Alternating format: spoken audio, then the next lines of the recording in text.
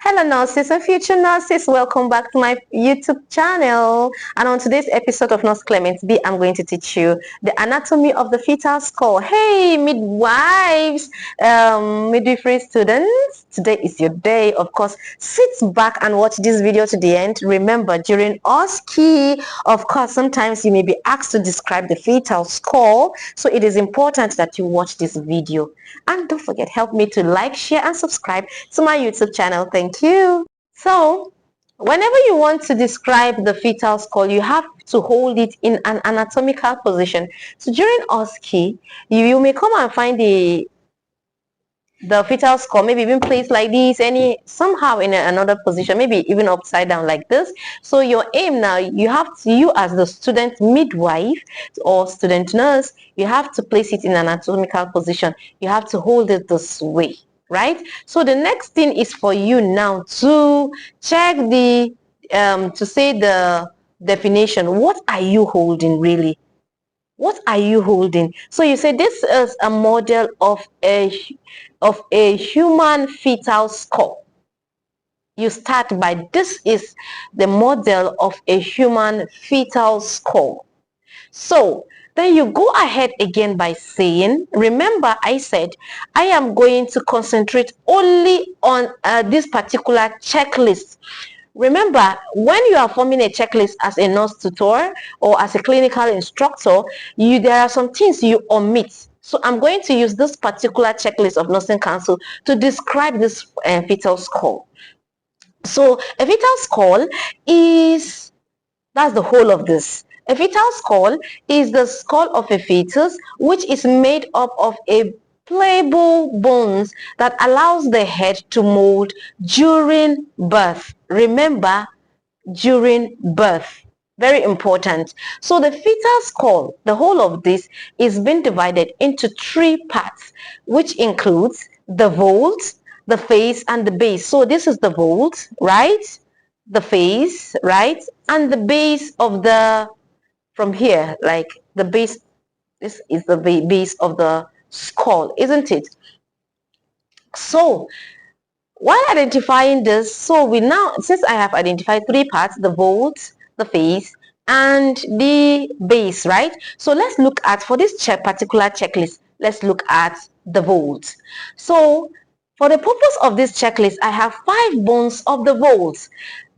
Number 1 is the occipital bone. So the occipital bone, after holding it in an anatomical position this way, so you turn it this way by showing your examiner, this is the occipital bone, right? This is the occipital bone, and the occipital bone lies at the back of the head, and from the base of the skull, it contains the foramen magnum.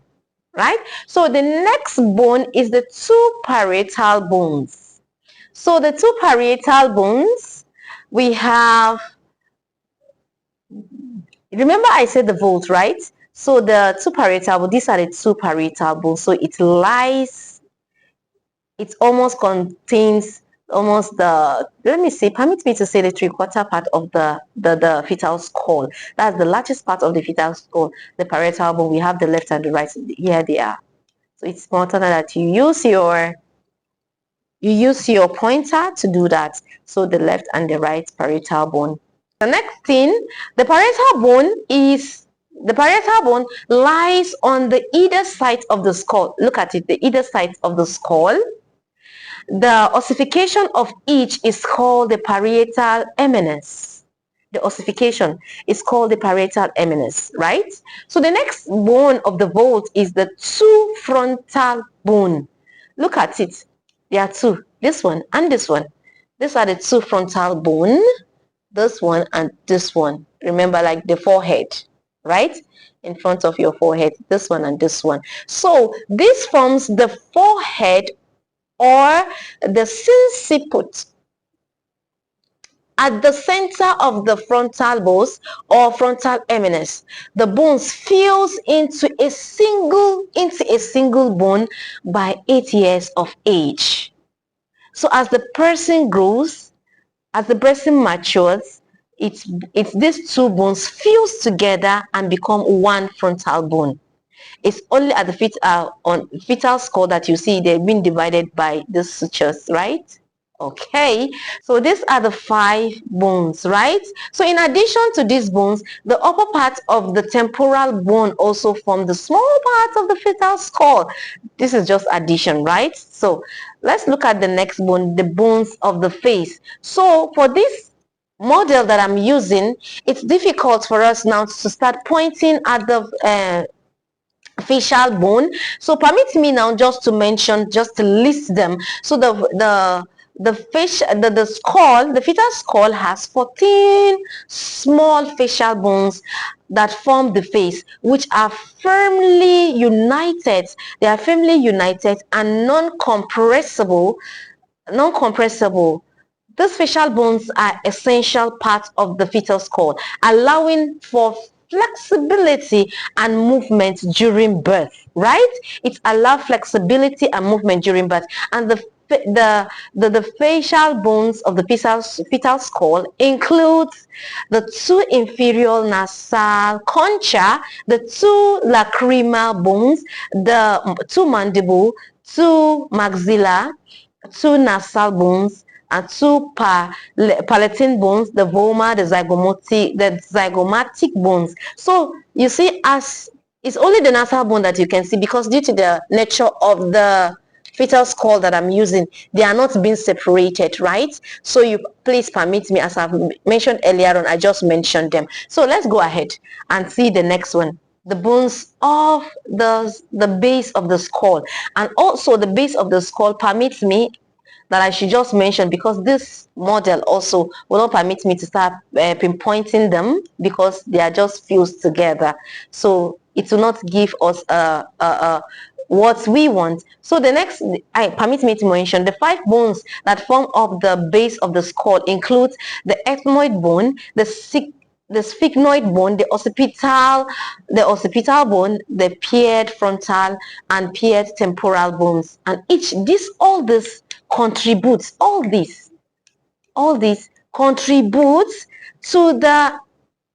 contributes to the structural stability of the skull. So now let's go ahead, let's continue with my checklist. So during OSCE, you have to mention, as a midwife, student midwife or a midwife, you have to look at the sutures. Very important, the sutures. And the sutures includes the sagittal suture, the coronal suture, the squamous sutures, right? And the 2 lambdoidal suture, right? So let's look at the sagittal suture. So we are looking at the sutures, right? So when you are as a midwife, you want to describe the sutures, you are showing your examiner. So you have to look at the frontal suture. This is the frontal suture. Look at it. This is the frontal suture from here. This is the frontal suture, right? This is the frontal suture. And let's look at the sagittal suture now. So the sagittal suture is here. The frontal suture, yes. So the frontal suture now, as you can see in this my little fetal skull. So the frontal suture is here. From here, it divides the frontal bone, the sinciput bone, into 2, right? That's the frontal suture, isn't it? So this frontal sutures runs between the 2 halves of the frontal bones, as you can see from here, right? So let's look at the sagittal now, the sagittal suture. So the sagittal suture divides the two parietal bones. It's in between the parietal bones, the 2 parietal bones, so it divides them into 2, right? So this is the sagittal suture. As you can see, this is the sagittal suture. So the sagittal suture lies between the 2 parietal bones. Look at it, please don't forget. So the next suture we are looking at is lambdoidal suture. Lambdoidal suture. So look at the lambdoidal suture. The lambdoidal suture is towards the occipital bone. Look at it. Lambdoidal suture. Look at it. And it's two. Each one coming from the either side. So this is the lambdoidal suture. The lambdoidal suture, this separates the occipital bone from the two parietal bone. Look at it. The two parietal bone. Look at it. The two parietal bone, right? So it separates them. It separates them. The sagittal, pardon me, the sagittal. So the next thing is for us to look at the squamous suture.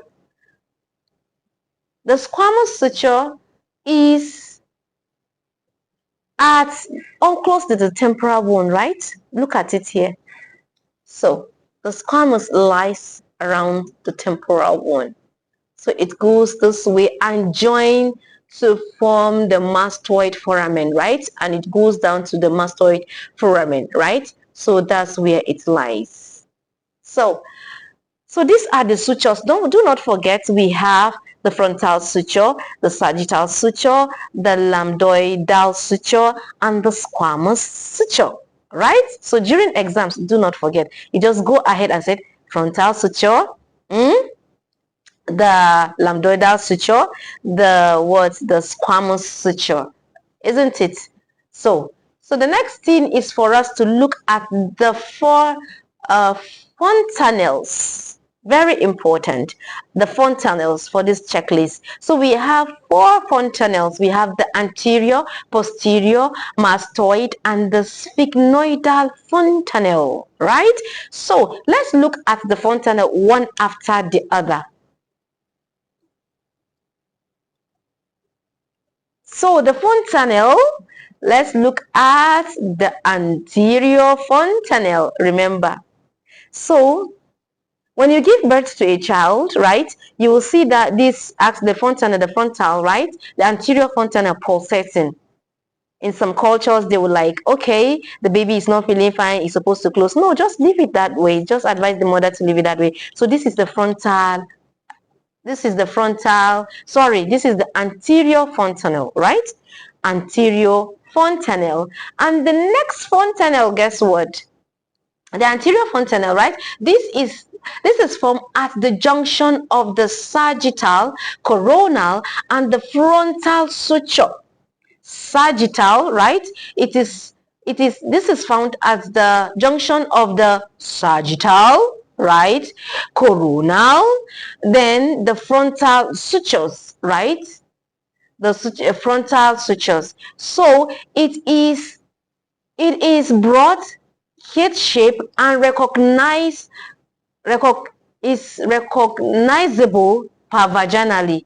Immediately when the midwife is carrying out vaginal examination or trying to see the dilatation of the woman, you can feel it with your fetal hands pervaginally. It measures from 3 to 4 centimeter long and 1.1 centimeter wide. It's closed by 18 months of age, right? This anterior fontanelle, it closes by 18 months of the child. And the pulsation of cerebral vessels can also be felt through the anterior fontanelle. Of course, you can even see it.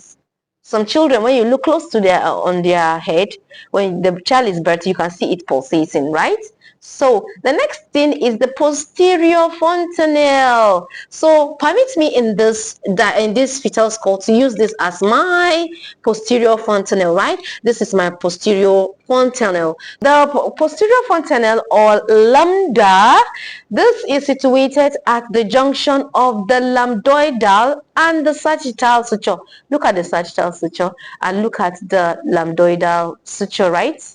Lambdoidal suture, right? So now, as you can see, so I'm using this as my posterior fontanelle. So it lies between the lambdoidal and the sagittal suture. It is triangle. Look at it. Triangular in shape. Did you see? It is triangle in shape from here to here and here. This is the lambdoidal suture, right? So you see how it separates from the triangular shape, and it can be recognized vaginally. It closes by 6 weeks of age of the baby. It closes by 6 weeks of age of the baby. That is the posterior fontanelle. So the next thing is the mastoid fontanelle. The mastoid fontanelle lies, look at it here. This is the mastoid fontanelle. So the mastoid fontanelle, right, located more posterior on each side of the head between the temporal, occipital and parietal bone. Look at between the temporal, they lie both sides, one here, both sides, left and right, between the temporal, occipital, and the parietal bone. Look at it. Look at it here, both sides. So the next one is the sphygnoidal fontanelle. So when you are describing the sphygnoidal fontanelle, here is joined by the temporal bone. Look at it, sphygnoidal fontanelle. It is located more anteriorly on each side of the head. One here and one here, as you can see, one here and one here. So as you are holding the fetal skull anatomical, you turn it this way, one left and one right. So it's more located anteriorly on each side of the head between the sphygnoid, remember, between the sphygnoid, parietal, and the temporal bone, right? And also the frontal bone. Look at the frontal bone, each side.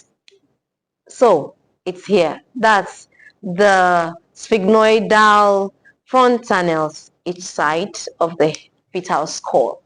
Let's look at the diameters now, the diameters of the skull. So permit me, I have a broader picture here. So if I'm using the skull that I'm using, you might not even understand the diameters of the head, right, of the fetal skull. So that is why I'm using this diagram. So we have supra-occipital, occipital-mental diameter. So this, it's been measured from the mandible,